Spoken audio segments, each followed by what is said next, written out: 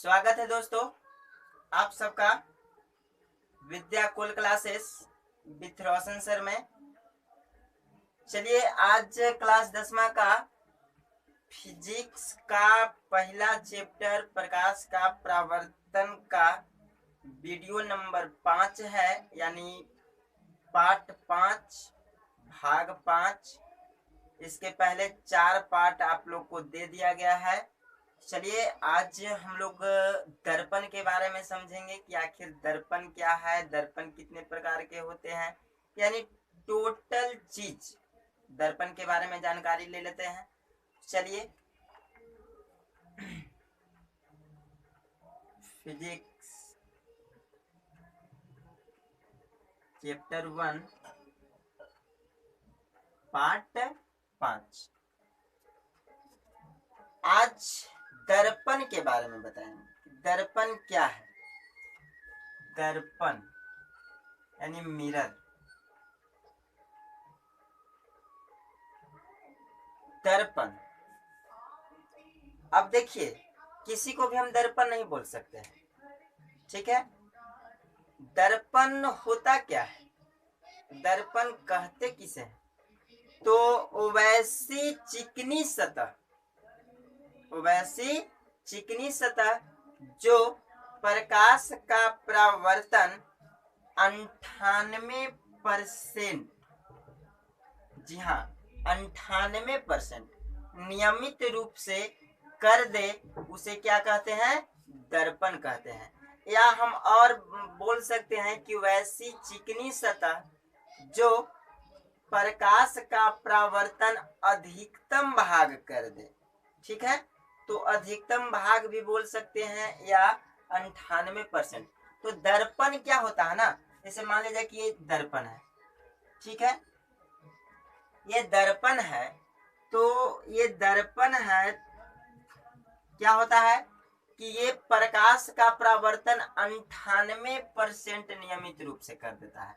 जैसे मान लीजिए जो घर में हम लोग को जो दर्पण लगा हुआ रहता है, तो वह जैसे ही सूर्य का प्रकाश उस पर पड़ता है तो पढ़ने के बाद पुनः रिफ्लेक्शन हो जाता है, मतलब टकरा करके वापस लौट जाता है, परावर्तन कर देता है। तो परावर्तन कर देता है तो कितना परसेंट परावर्तन करता है? तो 98% जो है प्रकाश का परावर्तन कर देता है। कौन कर देता है? दर्पण कर देता है। तो हम बोल सकते हैं इसका डेफिनेशन कि वैसी चिकनी सतह, दर्पण कैसा रहता है? एकदम चिकना रहता है। वैसी चिकनी सतह जो प्रकाश का परावर्तन, मान लीजिए कि यहाँ से प्रकाश आया, ठीक है, प्रकाश का परावर्तन, और ये तुरंत यानी टकराया और तुरंत क्या हो गया? लौट गया। तो लौटा यानी परावर्तन किया। परावर्तन कितना परसेंट किया? 98%, यानी अधिकतम भाग किया। तो इसे हम क्या कहेंगे? दर्पण कहेंगे। अब आप लोग के सवाल उठा हुआ कि 2% कहाँ गया, है ना। तो 2% यह अपना में रखता है ताकि किसी वस्तु को हम उसमें देख सके। अब सूर्य के सामने ऐनक के रख दीजिए दर्पण को, तो पूरा सूर्य ऐनक में दिखेगा। उसके बाद आप ताकिए तो क्या आपका प्रतिबिंब उसमें बनेगा? नहीं बनेगा। तो इसीलिए वह जो दर्पण होता है वह प्रकाश का परावर्तन अधिकतम भाग कर देता है, 98% कर देता है। उसे क्या कहते हैं? दर्पण कहते हैं। चलिए दर्पण के बारे में तो हमने समझ गए। अब दर्पण होता कितने प्रकार के हैं? दर्पण होता कितने प्रकार के हैं? तो दर्पण 2 प्रकार के होते हैं। दर्पण कितने प्रकार के होते हैं? 2 प्रकार के होते हैं। एक समतल दर्पण, एक समतल दर्पण होता है, और दूसरा गोलीय दर्पण होता है। गोलीय दर्पण, ठीक है। अब यहां से आपका ऑब्जेक्टिव क्वेश्चन बना कि दर्पण कितने प्रकार के होते हैं? तो दर्पण 2 प्रकार के होते हैं, एक समतल दर्पण और दूसरा गोलीय दर्पण, ठीक है। अब हम जानेंगे कि समतल दर्पण क्या है और गोलीय दर्पण क्या है। तो समतल दर्पण यानी जिसका परावर्तक सतह समतल हो, सम माने बराबर, तल यानी जिसका तल जो होता है वह क्या हो? बराबर हो, वह क्या कहलाता है? समतल यानी जिसका कौन सा तल, परावर्तक सतह, ठीक है, यानी ये समतल दर्पण आपका है, ठीक है। ये कौन सा दर्पण है, तो ये आपका समतल दर्पण है। इधर रंगा हुआ रहता है, देखे होंगे घर में, अगर नहीं रंगा हुआ रहेगा, कलई नहीं किया हुआ रहेगा, तो वह दर्पण में प्रतिबिंब नहीं बनेगा, इसलिए पीछे से क्या किया जाता है, कलई कर दिया जाता है। तो हम बात कर रहे हैं समतल दर्पण की। तो समतल दर्पण किसे कहते हैं या क्या है, तो जिसका परावर्तक सतह, परावर्तक सतह का मतलब जहां प्रकाश टकराए, जहां प्रकाश पड़े, है ना, और वहां से वह परावर्तन करे प्रकाश का, तो जिसका परावर्तक सतह कैसा हो, समतल हो, उसे क्या कहते हैं, समतल दर्पण कहते हैं। समझ गए, यानी जिसका परावर्तक सतह, यानी ये पूरा जो सतह वह समतल रहना चाहिए, एकदम बिल्कुल बराबर रहना चाहिए, वह क्या कहलाता है, समतल दर्पण कहलाता है, ठीक है। अब हम समतल दर्पण के कुछ विशेषताएं जान लेंगे, है ना। समतल दर्पण की कुछ विशेषताएं, जैसे पहला जो होता है समतल दर्पण की विशेषताएं, मतलब किस प्रतिबिंब की विशेषताएं, यानी समतल दर्पण में बनने वाले प्रतिबिंब की विशेषताएं। आखिर समतल दर्पण में प्रतिबिंब कैसे बनता है, सीधा होता है कि उल्टा होता है, वास्तविक होता है कि आभासी होता है, पर्दे पर प्राप्त किया जाता है कि नहीं किया जाता है ना, बहुत सारे क्वेश्चन उठते हैं। तो समतल दर्पण में बनने वाली प्रतिबिंब की विशेषताएं में पहला विशेषता है कि वस्तु, जितना बड़ा वस्तु होता है उतना ही बड़ा उसमें प्रतिबिंब बनता है, ठीक है। तो ये पहला पॉइंट में आप लोग लिख लीजिए या समझ लीजिए कि समतल दर्पण में बनने वाले प्रतिबिंब जो होता है वस्तु के आकार का बराबर होता है। जैसे मान लिया जाए कि इतना बड़ा हम ये, जैसे इतना बड़ा हम ये मार्कर को रख दिए, तो इतना ही बड़ा उसमें प्रतिबिंब इस मार्कर का बनेगा।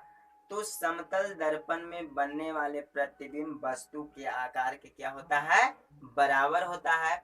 दूसरी बात, यानी दूसरी विशेषता कि प्रतिबिंब जो होता है दर्पण के पीछे बनता है, प्रतिबिंब दर्पण के पीछे बनता है।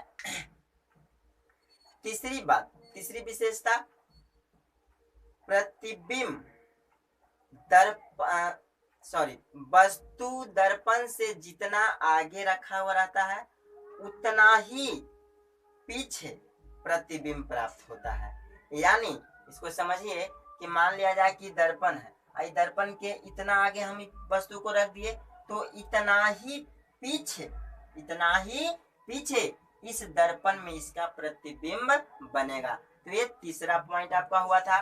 चौथा पॉइंट, इसका प्रतिबिंब जो होता है आभासी होता है, यानी समतल दर्पण का प्रतिबिंब कैसा होता है, आभासी होता है। और हम बताए थे कि जब प्रतिबिंब आभासी हो, आभासी हो तो वह कैसा होगा, सीधा होगा।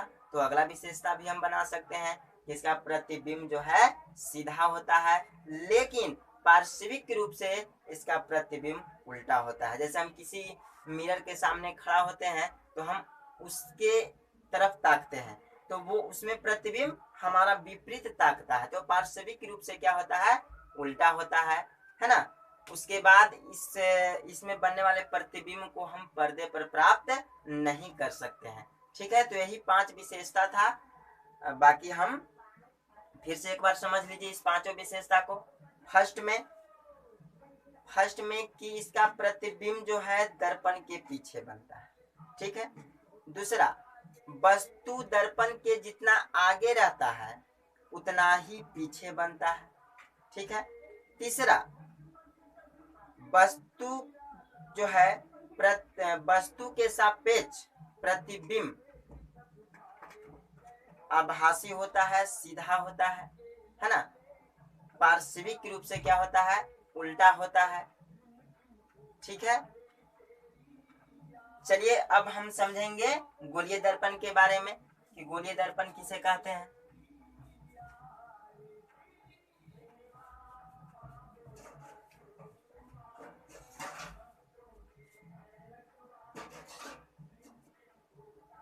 गोलीय दर्पण,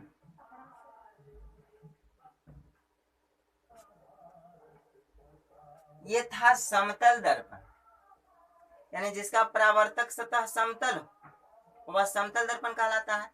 और जिसका परावर्तक सतह, यहां से देखिए गोलीय और यहां से देखिए समतल, तो जिसका परावर्तक सतह समतल हो तो समतल कहलाया। और यहाँ पे देखिए जिसका परावर्तक सतह कैसा हो तो गोलीय यानी गोल हो।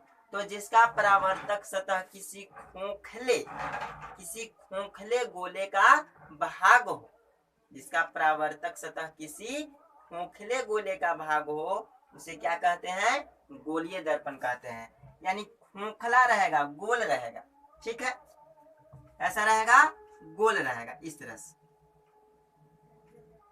है ना। अब देखिए इसको दो भाग कर दीजिए, यानी गोलीय दर्पण दो प्रकार के, एक बाहर से कलई किया हुआ रहता है और दूसरा जो है अंदर से कलई किया हुआ रहता है, ठीक है। इसमें एक प्रधान अक्ष होता है जिसमें ध्रुव होते हैं, केंद्र होते हैं, त्रिज्या होता है ना, प्रधान अक्ष, मुख्य अक्ष, ये सब हम बाद में आपको बताएंगे। फिलहाल आप गोलीय दर्पण को समझिए। तो गोलीय दर्पण जिसका परावर्तक सतह किसी खोखले गोले का भाग हो उसे गोलीय दर्पण कहते हैं। गोलीय दर्पण को हम दो भागों में बांट दिए, यानी गोलीय दर्पण को कितने भागों में बांटा गया है? दो भागों में। गोलीय दर्पण दो प्रकार के होते हैं, चलिए उसको भी हम बताते हैं।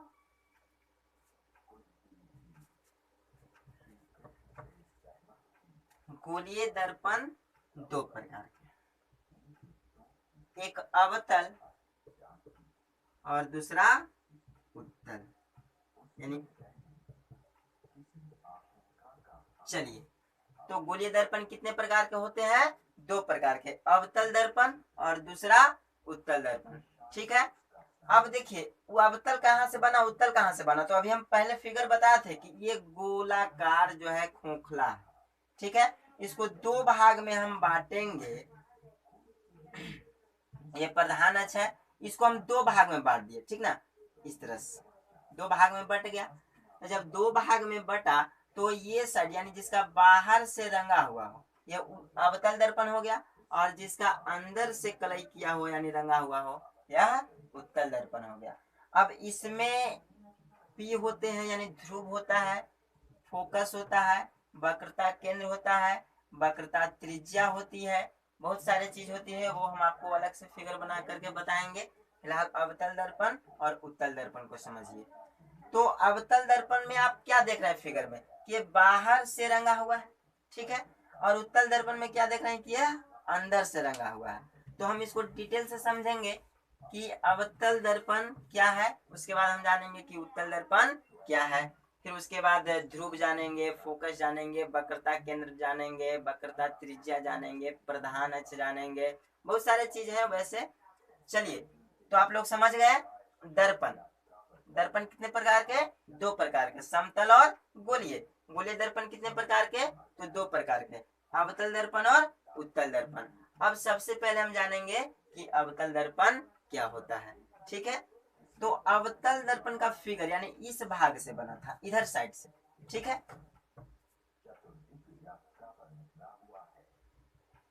ये आपका है अवतल दर्पण, ठीक है। अवतल दर्पण यानी जिसका उठा हुआ, इधर से उठा हुआ है भाग, है ना, तो जिसका उठा हुआ भाग रंगा हुआ रहे या कलई किया हुआ रहे, कुछ भी बोल सकते हैं, पेंट किया हुआ रहे, है ना, तो जिसका उठा हुआ भाग रंगा हुआ रहे, और ये कौन सा भाग है? तो धंसा हुआ भाग है, और धंसा हुआ भाग प्रकाश का परावर्तन करे, प्रकाश का परावर्तन करे, इस तरह से किरण आई, आपतित किरण, और यहाँ से टकरा करके इस तरह से गुजर गया। तो जिसका उठा हुआ भाग है ना, सिर्फ अभी हम अवतल दर्पण के बारे में बता रहे हैं, ठीक है। तो जिसका उठा हुआ भाग रंगा हुआ रहे और धंसा हुआ भाग प्रकाश का परावर्तन करे उसे अवतल दर्पण कहते हैं, ठीक है। चलिए, उसके बाद हम जानेंगे उत्तल दर्पण। तो उत्तल दर्पण ठीक इसके विपरीत हो जाएगा। उत्तल दर्पण का फिगर ये रहा, आपको हम बताया था इधर साइड से उत्तल दर्पण, उधर साइड से अवतल दर्पण। उत्तल दर्पण अंदर की ओर जो है रंगा हुआ रहता है ना, और बाहर वाला भाग क्या होता है, प्रकाश का परावर्तन करता है। तो वैसा दर्पण जिसका अंदर वाला भाग यानी धंसा हुआ भाग रंगा हुआ रहता है और बाहर वाला भाग यानी उठा हुआ भाग प्रकाश का परावर्तन करता है, उसे क्या कहते हैं, तो उत्तल दर्पण कहते हैं। ठीक है, समझ गए यहाँ तक? चारों दर्पण क्या है, समतल दर्पण क्या है, गोलीय दर्पण क्या है, अवतल दर्पण क्या है, उत्तल दर्पण क्या है। ठीक है, चलिए फिर से एक बार हम समझ लेते हैं। दर्पण वो वैसी चिकनी सतह जिसका जो प्रकाश का परावर्तन 98% नियमित रूप से कर दे वह दर्पण कहलाता है। दर्पण दो प्रकार के होते हैं, समतल दर्पण, गोलीय दर्पण। जिसका परावर्तक सतह समतल होता है वह समतल दर्पण कहलाता है, और जिसका परावर्तक सतह किसी खोखले गोले का भाग होता है वह गोलीय दर्पण कहलाता है। गोलीय दर्पण दो प्रकार के होते हैं, अवतल दर्पण, उत्तल दर्पण। जिसका उठा हुआ भाग है ना रंगा हुआ रहता है और धंसा हुआ भाग प्रकाश का परावर्तन करता है उसे अवतल दर्पण कहते हैं, और जिसका धंसा हुआ भाग रंगा हुआ रहता है और उठा हुआ भाग प्रकाश का परावर्तन करता है उसे उत्तल दर्पण कहते हैं। ठीक है, अब हम जानेंगे दर्पण में ध्रुव को, केंद्र को यानी वक्रता केंद्र को, वक्रता त्रिज्या को, फोकस को, है ना, ये सब चीज हम जानेंगे। चलिए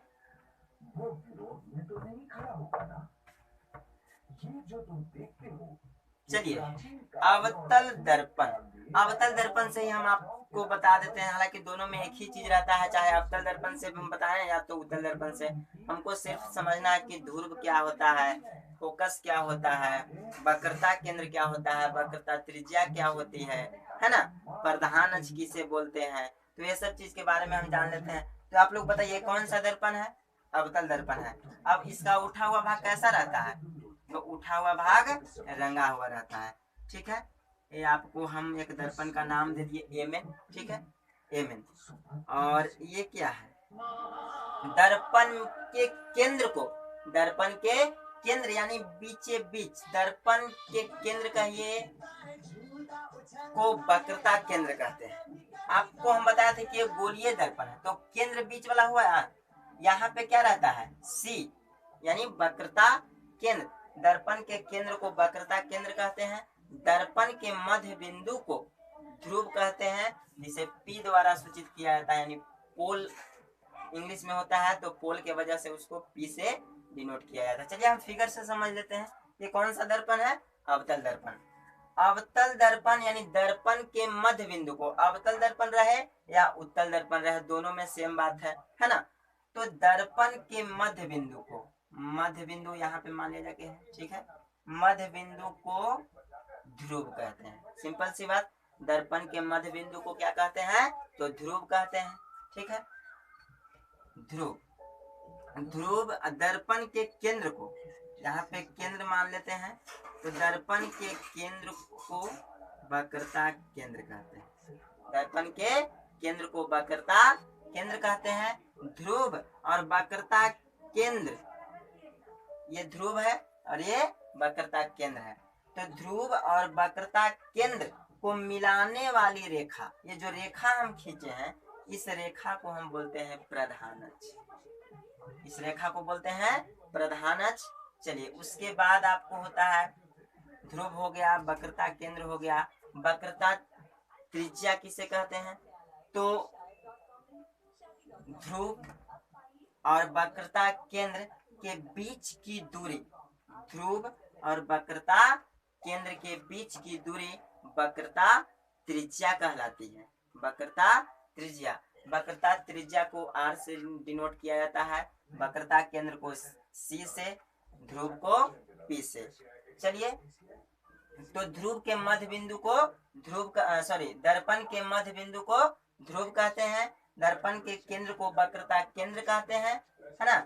केंद्र और ध्रुव को मिलाने वाली रेखा क्या कहलाती है, प्रधान अक्ष कहलाती है। ध्रुव और केंद्र के बीच की दूरी वक्रता त्रिज्या कहलाती है। यानी यहाँ से यहाँ तक के बीच की दूरी क्या कहलाएगा? वक्रता त्रिज्या, यानी पीसी। पीसी बराबर हो जाएगा आपको वक्रता त्रिज्या, माइनस प्लस आपको चिन्ह परिपाटी में बता दिया जाएगा।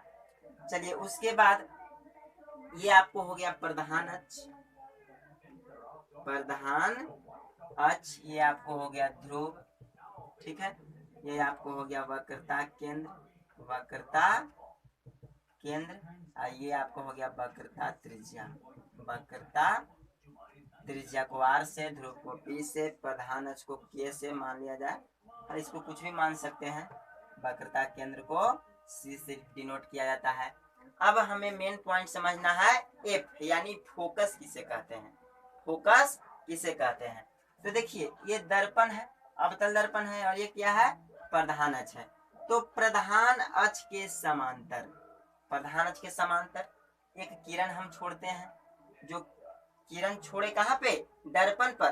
तो दर्पण पर पड़ने वाली किरण कौन सा किरण कहलाती है? आपतित किरण कहलाती है। तो ये कौन सा किरण है? आपतित किरण।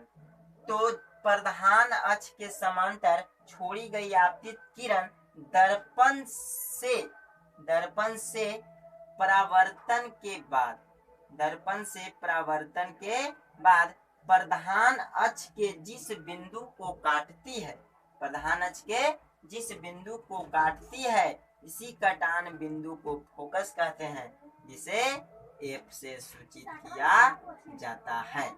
ठीक है। तो ये आपतित किरण और गुजरने वाली किरण परावर्तित किरण कहलाती है। ये सब हमने प्रकाश के परावर्तन में बता दिया है। चलिए, तो फोकस भी समझ गए। तो टोटल डिफिनेशन इसमें समझना है, रटना नहीं है। ठीक है। तो फोकस किसे कहते हैं? ये कौन सा अक्ष है? प्रधान अक्ष है या मुख्य अक्ष है?